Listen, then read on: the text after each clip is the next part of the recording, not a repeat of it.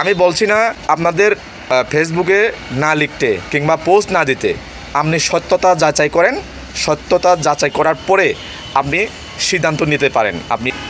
নমস্কার। সম্প্রতি সময়ে দেখা গেছে পার্বত্য চট্টগ্রাম যে খাগড়াছড়ি জেলাকে নিয়ে অনেক ধরনের লিখে গুজব ছড়াচ্ছে।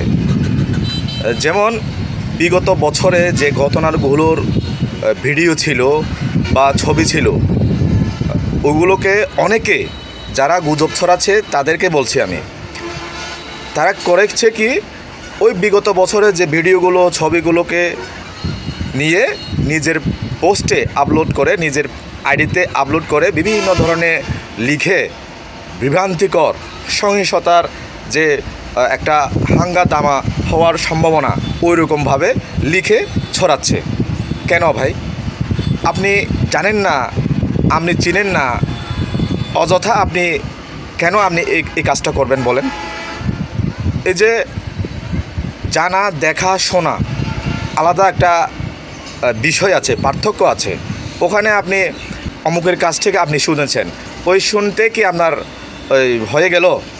আবার অনেকেই আছে কি, আমি লিখে দিলাম ফেসবুকে, একটা পোস্ট দিলাম বিভ্রান্তিকর কিংবা গুজব একটা খবর লিখে দিয়ে দিলাম, আরেকজনের করে কি ওটাকে কপি করে ওনার আইডিতে পোস্ট দিচ্ছে।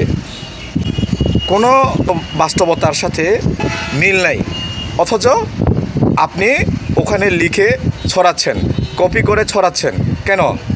দয়া করে আমি অনুরোধ করব আপনাদেরকে, যারা এই সমস্ত বিভ্রান্তিকর সহিংসতার প্রভাব পড়ার মতো যারা পোস্ট দিচ্ছেন কিংবা যারা লিখছেন, দয়া করে ভাই আপনারা লিখবেন না, ওই রকম বিভ্রান্তিকর ছড়াবেন না।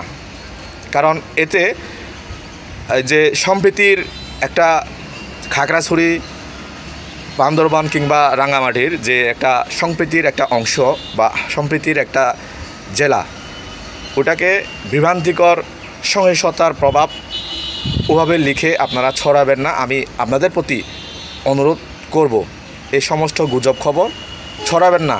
আর যারা দেখছেন বা যারা ওই খবর দেখে যারা ছড়াবেন কিংবা যারা লিখবেন, প্রথমত আপনি সত্যতা যাচাই করবেন। সত্যতা যাচাই করার পরে অবশ্যই আপনি লিখবেন।